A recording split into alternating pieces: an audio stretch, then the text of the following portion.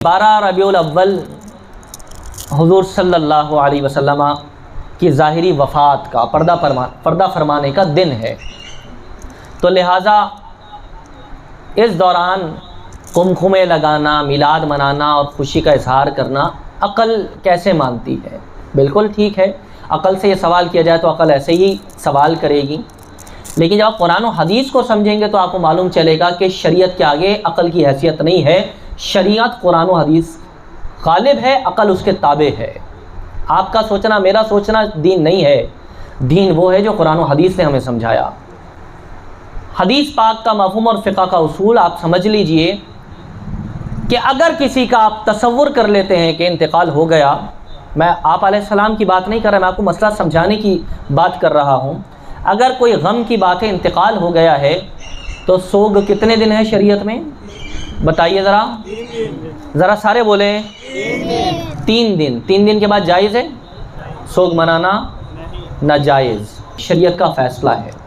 दूसरी बात यह कि कुरान मजीद लैलतुल क़द्र में उतरा।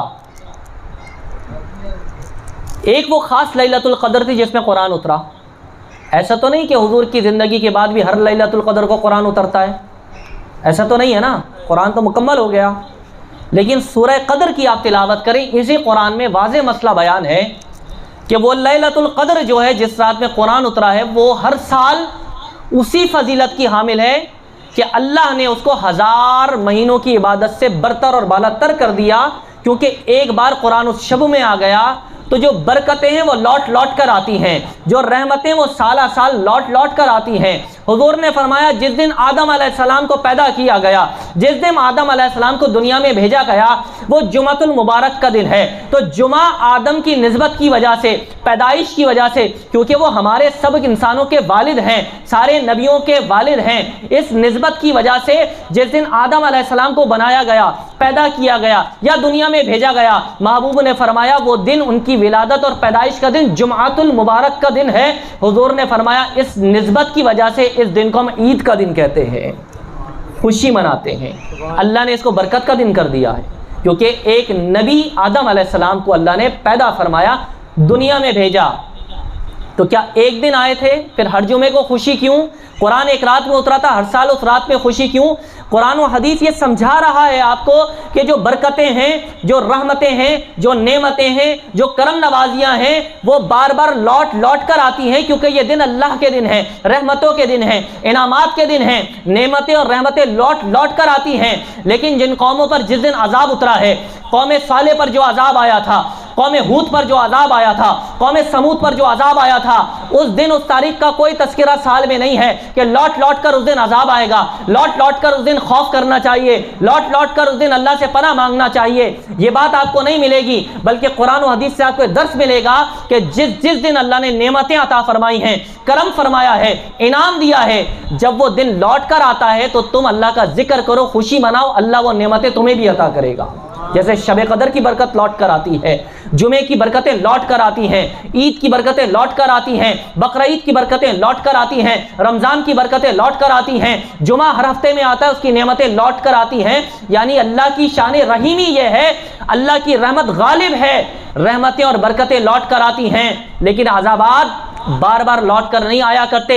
अब आइए इस मसले की तरफ कि कोई हुजूर सल्लल्लाहु अलैहि वसल्लम के बारे में ये बात करे कि जी 12 तारीख विसाल का दिन है और आप लोग इस दिन कुमकुमे लगाते हैं, चरागां करते हैं और मीलाद करते हैं, इसकी क्या वजह और दलील है? तो मैं आपको अर्ज़ करूं कि हमारे नज़दीक हमारे नबी हयातुन नबी हैं। हमारे नबी, बोलो ना भाई, सारे बोलो, हयातुन नबी। हमारे नबी की नबूवत का सिक्का अब चलता ही रहेगा, ठीक है? तो वो बात करे जो वफ़ात याफ्ता समझता, हम तो नबी को हयात समझते हैं। अब दलील क्या है? जो कुरान में अल्लाह ने फरमाया कुल्लु नफ्सिन ज़ाइक़तुल मौत, हर शख्स ने मौत का मज़ा चखना है। बात ठीक है, हर शख्स ने मौत का मज़ा चखना है। खाना, तारी होना और चखना, इसमें फ़र्क होता है। उस इल्मी गहराई में जाए बगैर आपको एक अहादीस की रूह से एक मसला समझा दूं। इमाम मालिक के नज़दीक भी और کتاب العقائد میں اور بحث میں ہمارے اہل سنت کے جو علماء ہیں انہوں نے ایک مسئلہ لکھا ہے کہ عرش معلیٰ یا کعبۃ اللہ، مدینۃ المنورہ جو رسول پاک کی قبر مبارک ہے اور جو اس کی مٹی ہے، عرش معلیٰ اور خانہ کعبہ اس جگہ سے زیادہ فضیلت کا حامل نہیں ہے جہاں حضور پاک کا وجود مسعود ہے، اور وہ مٹی، وہ جگہ جہاں صلی اللہ علیہ وسلم تشریف فرما ہے، کیونکہ جسم اقدس سے خاص نسبت حاصل ہے حضور صلی اللہ علیہ وسلم کے۔ اس لیے اعلیٰ حضرت نے فرمایا نا، حاجیوں آؤ شہنشاہ کا روضہ دیکھو، کعبہ تو دیکھ چکے، کعبے کا کعبہ دیکھو۔ جب حضرت بلال اذان دینے کعبے پہ چڑھے نا تو حضور سے سوال کیا تھا تاکہ امت کو سمجھ آ جائے کہ حضور لوگ تو کعبے کو دیکھ کر اذان دیتے ہیں، آج بلال کعبے کے اوپر ہے، تو میرے محبوب نے فرمایا بلال آج رخ مصطفیٰ کو دیکھ کر اذان کہو۔ تو یہ عقائد میں ایک مسئلہ ہے کہ حضور صلی اللہ علیہ وسلم کا جسم اقدس اور اس سے بالکل نتھی جو چیز ہیں وہ کائنات میں پائے جانے والے وجود، جتنے مجسومات ہیں، اجسام ہیں، جن کا جسم ہے، جس کا وجود ہے، وہ ان تمام چیزوں سے افضل ہے۔ اللہ جسم و جسمانیت سے پاک ہے، اس عالم انوار کی بات ہم نہیں کر رہے، لیکن جہاں جہاں اجسام پائے جاتے ہیں، وجود پایا جاتا ہے، عرش ہے، آسمان ہے، زمین ہے، سمت ہے، یہ تمام چیزیں اس سے افضل نہیں ہو سکتی جہاں رسول خدا صلی اللہ علیہ وسلم کا وجود مسعود ہے۔ اب جب حضور کی روح مبارک کو فرشتہ لے کر گیا تو استفسار فرمایا کہ یا اللہ، ذائقہ جس کی بات تھی وہ تو امر پورا ہو گیا، یہ روح محبوب میں لے کر آیا ہوں کہ عالم ارواح میں رکھا جائے؟ حکم ہوا نہیں، عالم ارواح میں نہیں، یہ محبوب کے جسم سے ہو کر مقدس ہو چکی ہے۔ عام عالم ارواح وہ جگہ نہیں کہ اب محبوب کی روح وہاں رہے، عرش پر، آسمانوں پر، مشرق و مغرب میں کہیں بھی اللہ رب کریم نے اجازت عطا نہیں فرمائی۔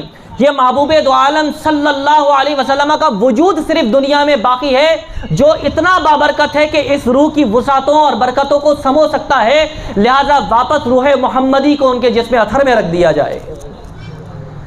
حضور صلی اللہ علیہ وسلم کی روح مبارک وہ روح مبارک ہے کہ جو کائنات کی کسی جگہ پر اللہ رب کریم نے فرمایا نہیں رکھا جا سکتا، یہ اتنی مقدس و معتبر و محترم ہو چکی ہے کہ اب کائنات میں کوئی ایسی جگہ نہیں ہے جہاں روح محمدی کو رکھا جائے۔ تو اے اسرائیل واپس جاؤ اور میرے محبوب کی روح کو واپس جسم اطہر کے اندر ہی رکھ کر آ جاؤ۔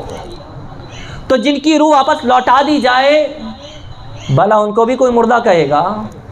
زندگی روح سے ہوتی ہے، اور ہمارے نبی کی روح ان کے جسم اطہر کے اندر ان کے ساتھ موجود ہے۔ اسی لیے تو اعلیٰ حضرت رحمۃ اللہ علیہ نے ارشاد فرمایا نا کہ تو زندہ ہے واللہ، تو زندہ ہے واللہ، میرے چشم عالم سے چھپ جانے والے۔